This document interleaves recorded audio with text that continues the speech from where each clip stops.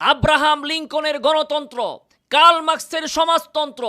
মাও সেতুন, লেনিনের মানব রচিত মতবাদ যদি বর্জনীয় হয়, হারাম হয়, তাহলে ধর্মের পোশাক পরে, পীরের লেবাস ধারণ করে কোনো ব্যক্তি যদি কোরআন এবং সুন্নাহর বাহিরে নিজের মন গড়া মতবাদকে মুসলমানদের উপর চাপিয়ে দেওয়ার চেষ্টা করে, তাহলে ওই মতবাদকেও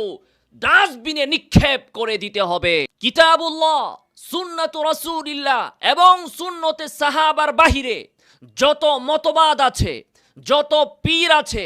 যত দরবার আছে, মাইজ ভান্ডারী, সুরেশ্বরী, জাকের মঞ্জিল, দেওয়ানবাগী, কুতুববাগী, রাজারবাগী, শিয়া সহ,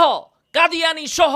পৃথিবীর ভিতরে কোরআন সুন্নাহর বাহিরে যত মতবাদ আছে, ওই সকল মতবাদ আগুন দিয়ে পুড়িয়ে ভস্মীভূত করে বঙ্গোপসাগরের অতল গহ্বরে দাফন করে দিতে হবে।